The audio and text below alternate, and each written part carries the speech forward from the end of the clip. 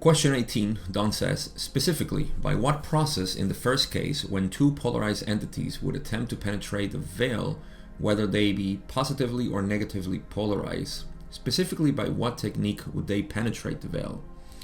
Let me give, actually I should have finished with question 18 in the last video. So let me summarize what Ra said in question 17, and it was about how to penetrate the veil, right? What did Don ask? Yeah, so Ra has said in question 16 that there was the possibility of penetration of the veil due to the interaction of polarized entities working together. And so Don wanted to know a little bit more, and Ra said that there are two things. One is that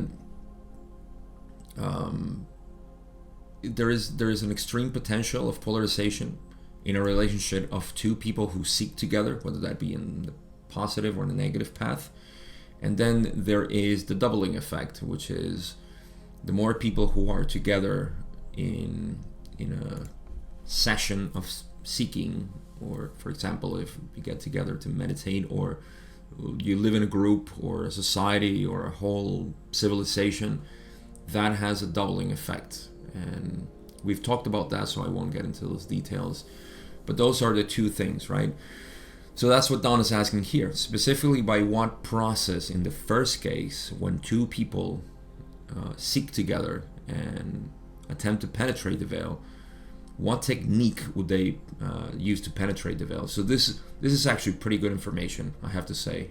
It's the rest that gets into more of the body and how it was prior to the veil that I was saying in the introduction. So this is valuable information. So let's get to it. Penetration of the veil. Ra says the penetration of the veil may be seen to begin to have its roots in the gestation of green ray activity, that all compassionate love which demands no return. If this path is followed, the higher energy centers shall be activated and crystallized until the adept is born. Within the adept is the potential for dismantling the veil to a greater or lesser extent, that all may be seen again as one. The other self is primary catalyst in this particular path to the piercing of the veil, if you would call it that. So I'm going to spend a good amount of time here because this is very valuable, actually.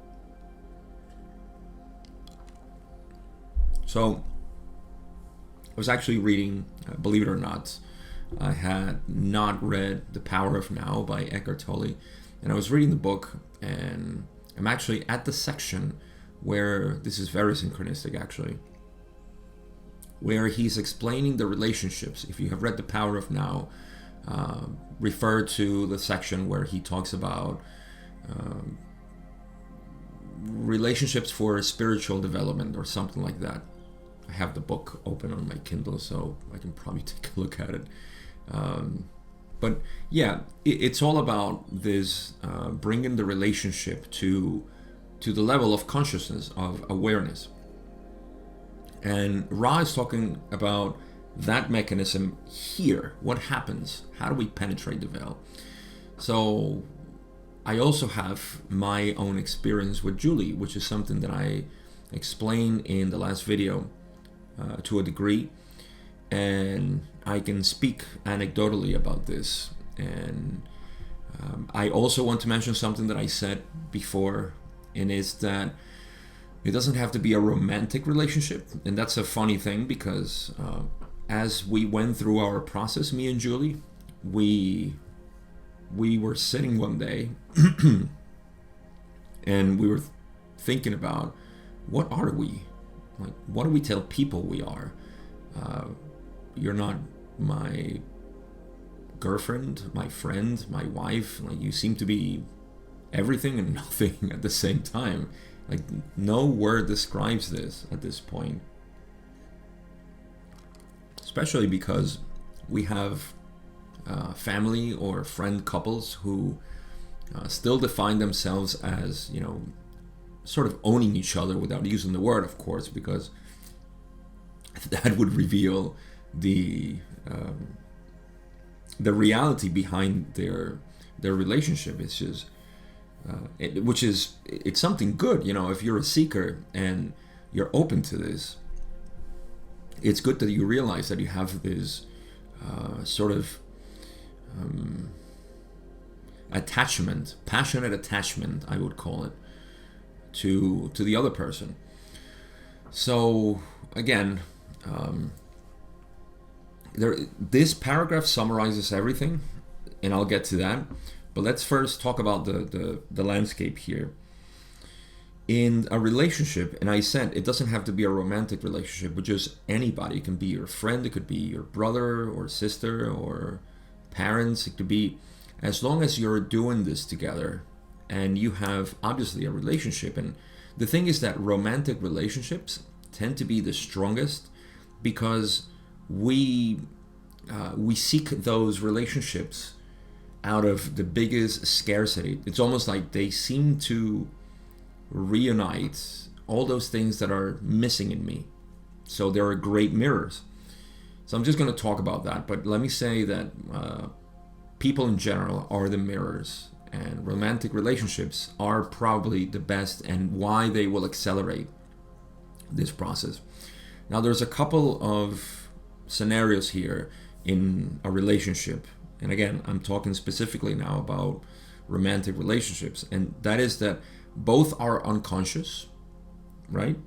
Which is the typical relationship that we find. This is they're both unconscious, and they may be getting into a conscious, to a degree of consciousness with each other. But to be thorough, I'm going to talk about the complete clarity, which is what I sort of, me and Julie agree together to go through that process of just complete clarity. What is going on? What is it that I miss? And that's a whole topic that I could probably do a whole series of videos on this, because it has been we're gonna reach 20 years together now. So the point is that you have to get to that point to bring out consciousness into the relationship. Let me put it in practical terms. In essence, you have to tell your other self, who is sharing this experience with you, I am going to accept you in every possible way. So you be whatever you want to be, and all the catalysts that I feel, I am responsible for, and you're going to do the same. See, it's not an easy thing to do, but if it's done, then this will happen. Okay, so that's the situation. You have to bring consciousness, awareness to the relationship. And awareness is a synonym for acceptance. Never forget that. Awareness is also a synonym for true unconditional love, not the type of love that is selective. That's different. That is a contraction of love, and it's not pure love. So, what does Ra say about this?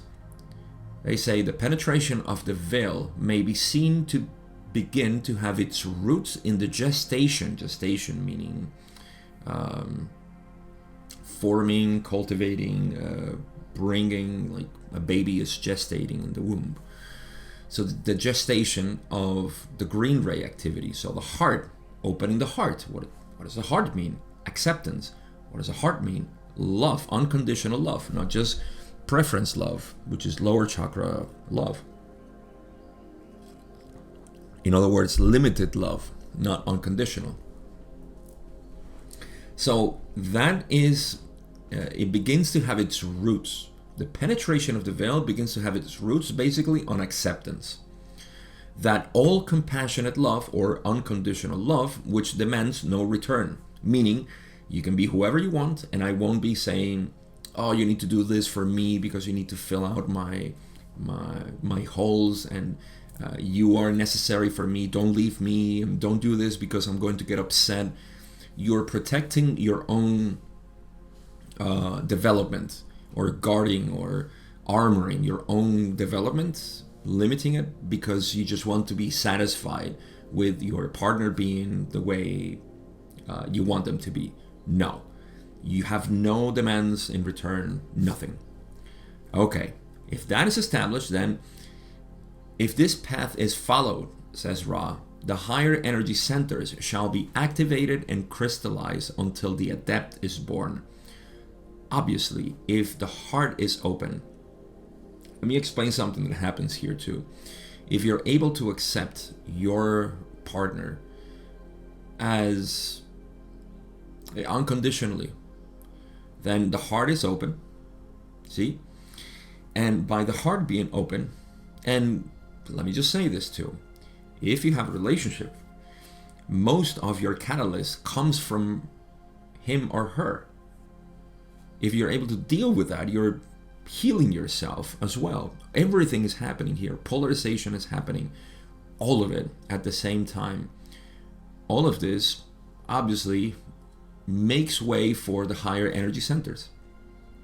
That's what Ra is saying. So you open and crystallize those. They shall be activated and crystallized.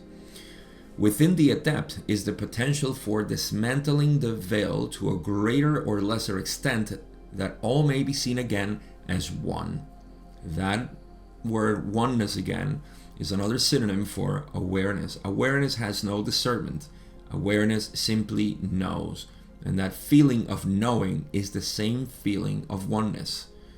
So the more you allow acceptance to be, the more you accept yourself and the other, the more you're going to accept even other people. You see, other selves. So all of this makes sense and clicks with everything that I know experientially, and that other people, like I said, Eckhart Tolle is talking about in his book, which I highly recommend if you haven't. It's one of the few books that I recommend anybody to read, honestly, because it has such a broad audience for people to assimilate, and even people who are so into complexities like this, I recommend it. Now, what does Ra finish in saying? The other self is primary catalyst in this particular path to the piercing of the veil, if you would call it that. I think I just explained this enough. The other person will be the primary catalyst in this particular path to piercing the veil. Now, here's where I'll say, and you know me by this, some people don't like when I say these things, but I'll say it anyways. This is not necessary. Some people get upset and say, oh, stop saying it's not necessary. It could be necessary for some people. So I'm not saying, don't go. I mean, I'm talking about my own experience here, right? So why would don't I want to tell people to do what I went through? Of course, that's the easiest path for me, but for teaching. But I like to play devil's advocate. It's not necessary for you to have somebody and you have a romantic relationship, because guess what? You don't need it. Period. It's not necessary. You don't need it. All you need is to know yourself. By knowing yourself, you're able to project yourself more and more on others. And then that's your catalyst. That's your mirrors. It could be other people, like I said. At the beginning of this question, I said friends, family, co-workers, whatever it is.